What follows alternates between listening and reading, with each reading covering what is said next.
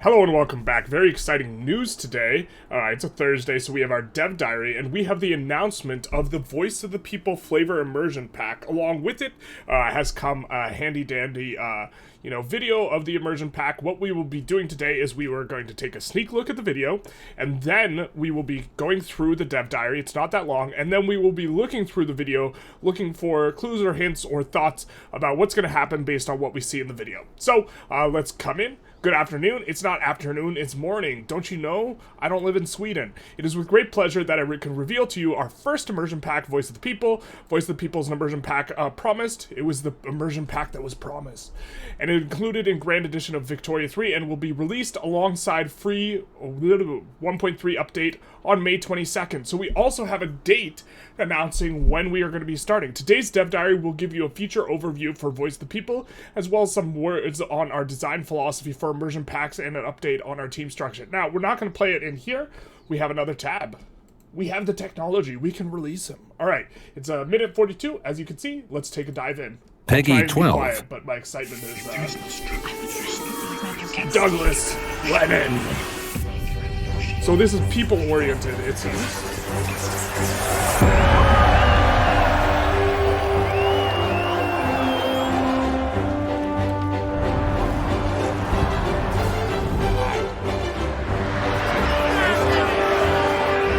This is the new mechanic there. Along with the flavor focus in France, which you will see. Character interactions. Exile. Lupin Trotsky.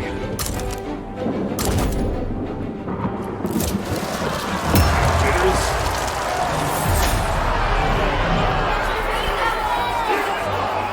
Viva la France. How does Algeria look a little bit different? Some flavor. Baguette time. So we will almost certainly be doing a France run.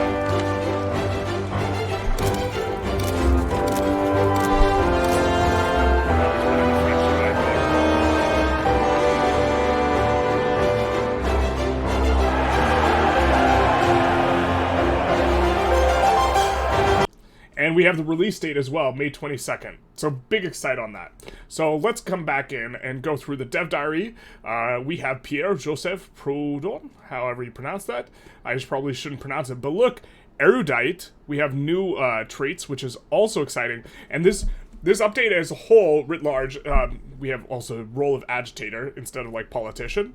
As a whole, this update seems very individual focused, which is big, super exciting because, the game, as it stands right now, like the RP elements of the game are kind of lacking. And so, it feels like a soulless sort of economics simulator, which I don't have a problem with. I find very entertaining. But as far as like really bringing like a richness and texture to the game, letting you follow people and having people have various roles other than just being ahead of a politician seems pretty like a pretty good shout.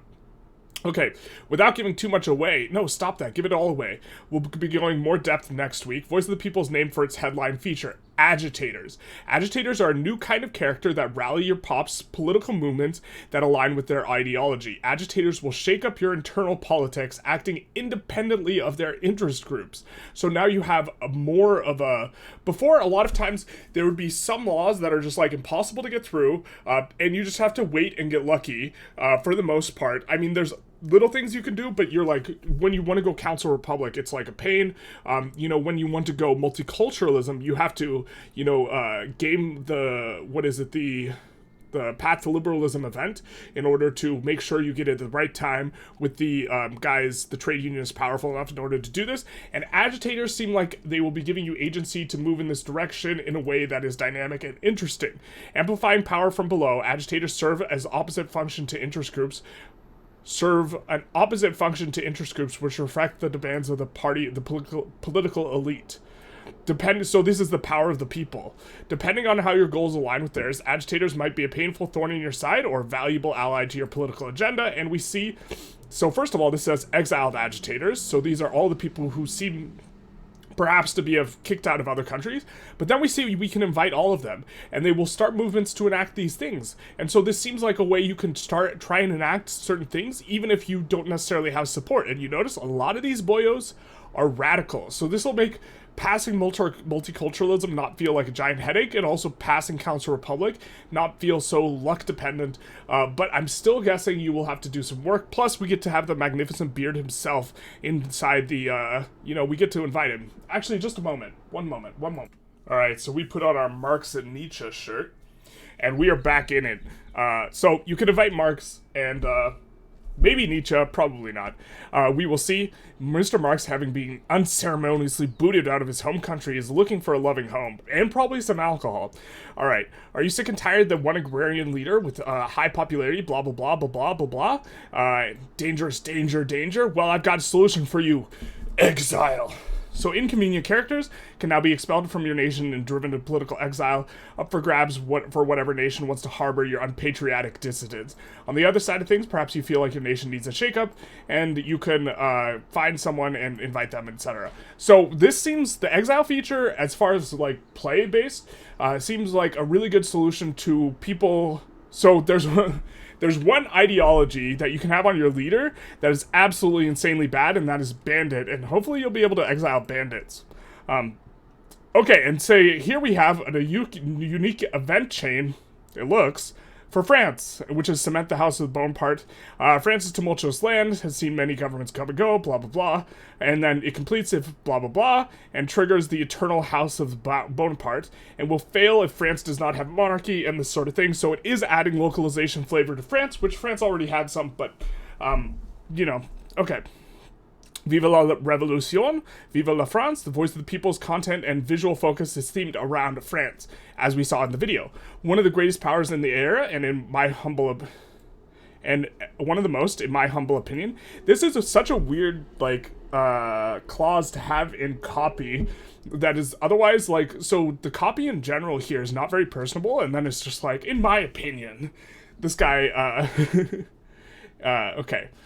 France is one of the greatest powers and one is that, in my humble opinion, in need of healthy dose of content. Man, I just can't get, this is so, okay, I mean, this is like a tangent that's not Victoria 3 related, but the tone of this clause is just, as far as the copywriting is, kind of, divergent. Okay, in an upcoming dev diary, boo, we want it now. We'll be going into detail about what we have planned for France, inviting Marx. Okay, and I can tell you right now, we'll be tackling such weighty topics as the Paris Commune, the Dreyfus Affair, and the dynastic struggle for the French throne, including, of course, the return of the Bonapartes. We'll also be covering the nation's quest for territorial expansion, blah, blah, blah, Europe and beyond, mostly beyond, with the ample new journal entries and events. Playing as France will offer a much more immersive experience. And you can tell something. There's a little bit something different about this map. I think you've noticed by now. We have. That something's different in these screenshots. Voice of the People will not only add Baroque blue UI skin, they're going to kind of talk about this, right? Which I think might improve performance. If you don't want to render these oceans and instead you want to render the baguette centaurs, you can get baguette centaurs. If that's what you want. Okay, I think that the state, I think you can state with confidence, I don't know why I reconjugated that, that devs and players alike love staring at maps, true. We also really accept gored maps. We also really enjoy nitpicking and complaining about maps, also true. Baguette. While our content designers have been busy making French content, they noticed that there was some room for improvement for the state, region, and city hub in the country. These aren't the only changes map coming in 1.3. Most notably, these are actually types of changes. I don't notice that closely. The most notable thing we've done is changes to Algeria, which we'll discuss in a future dev diary. We saw that in the video. Algeria was all different looking. Could you spot what else is different about France's borders? Comment below if you spot it, because I do not immediately spot it. We have Provence. I don't know if they added provinces or removed provinces, or, so some of it looks purple and some of it looks blue? Is that what we're experiencing a little bit? I don't know what it is. I'd like to talk, is that what it, okay. I'd like us to talk about what immersion pack entails for Victoria 3. I'd love you to talk about it too, and how we decided which part of the 1.3 will be available to all players, and which will be part of the immersion pack. What's the title of this? Voice of the People. Give all the people the content. Power to the people. Okay, so far everything we've talked about is part of the free update. Rev clock, changes to law enactment, and new laws, for example. These are blah blah blah. Immersion packs are envisioned to be content driven and art heavy, with mechanical features that support this content and make the world come to life. As the title implies, immersion packs are about immersion. Yep. Brilliant copy. I actually really like that. You can expect them to contain plenty of narrative content like events and journal entries and major visual updates and light but new and impactful mechanical features and system reworks. Immersion packs will be themed around one country or region of the world. In this case, it appears to be France. And this is where the bulk of the narrative content and blah, blah, blah will be from. These new mechanical features and systems reworks will be mostly contained in the free update that will be released alongside the immersion pack. Everyone gets the feature, but immersion pack owners also get the bells and whistles. I love bells and I love whistles. In Voice of the People, you know what? We need some agitators. Release the content for free. I think I've already paid for it, so like, but yeah. Will be a free feature. It includes certain interactions, such as exiled characters will be included in the immersion pack. So I'm guessing if you want like all these like Karl Marxes and stuff, and the full bag of political agitators, you probably need the pack. Okay, time for a team update. Boo! Tell us more about the game. Okay, just kidding. Since around the game's, this is actually something that I think is kind of substantive. Since around the time of the game's release, Victoria 3 has transitioned from being a project aimed at delivering a single product, Victoria 3 1.0, to a team that can work on multiple updates simultaneously. We've divided ourselves into 3 sub-teams. So this is important for understanding their updates, with different focuses, sides, and fields of experience. For instance, the Machinist team was responsible for bringing you the 1.2 update and is defined by a focus on system design and code-heavy tasks. And so this kind of, I've complained a lot about 1.2 in particular focusing on the wrong things. I think the update's fine, but I thought that they focused on the wrong things. In light of like kind of this explanation, a lot of this makes sense because this is kind of what the team was in charge of. The 1.3 stuff wasn't ready. Voice of the People and 1.3 is primarily the work of academics and artisans, which focus on narrative design, scripted content, and art, respectively. So this is great. Still, they have not touched on. Well, we'll get to the end of the dev diary. The teams tie in tie into our most major post-release goals. We've talked about 1.3, and Voice of the People are focused on internal politics and historical immersion, which, very deliberately, lines up perfectly with the expertise of academics and artisan teams, almost like you calculated this. While the academics and artisans work on 1.3, Machinist team is cooking up the next system-focused update. Please, oh please, oh please, God.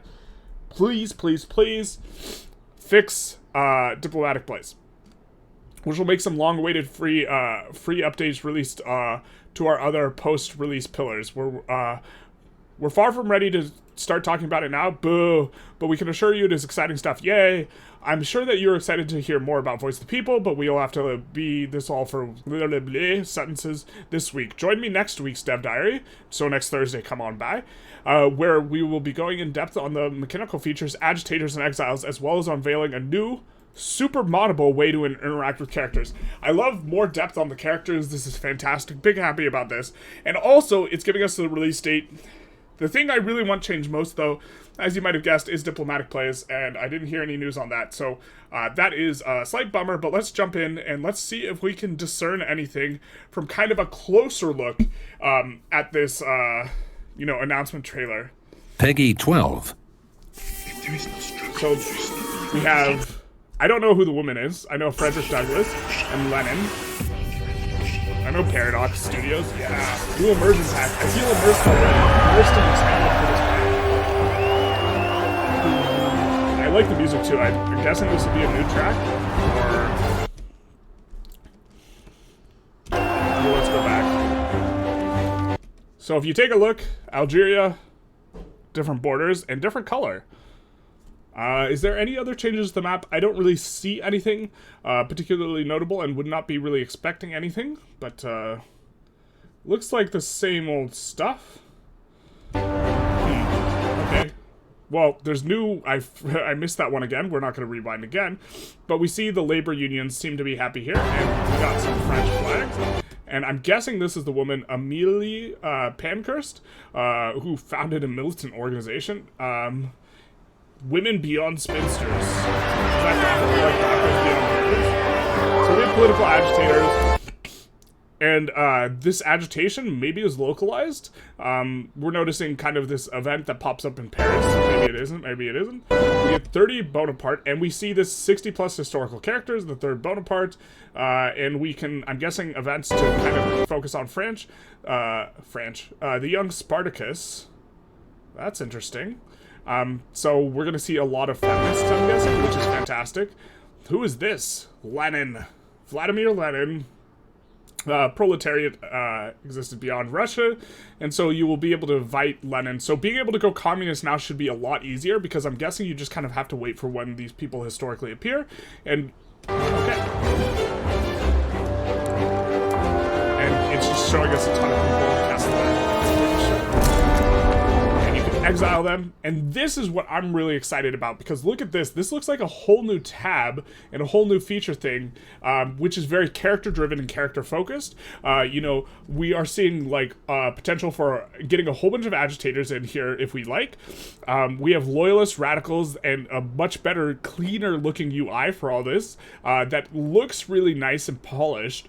I mean, I don't know if this is a mock-up or actual in-game, but this is very, very exciting. Is there anything? Nope, we don't see anything new in the UI bar up there.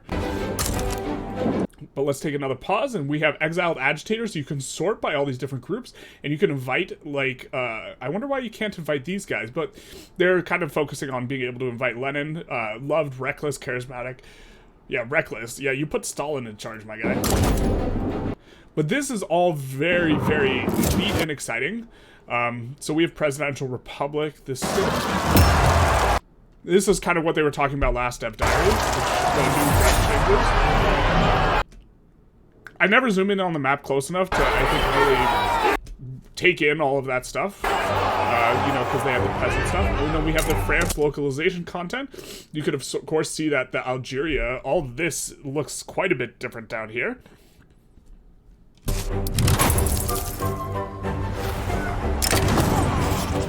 Paris Commune, we have a bunch of looking events that are France-oriented, and we have new ideologies.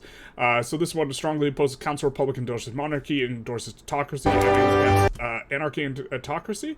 And this one, it looks like the Orleanist is mostly the same, but they swapped around some of their middling distribution of power things. Kind of a little bit of a quick change. And then we have legitimacy, which is another autocracy and monarchy focused one, but I'm guessing it looks like it strongly opposes a lot of other things.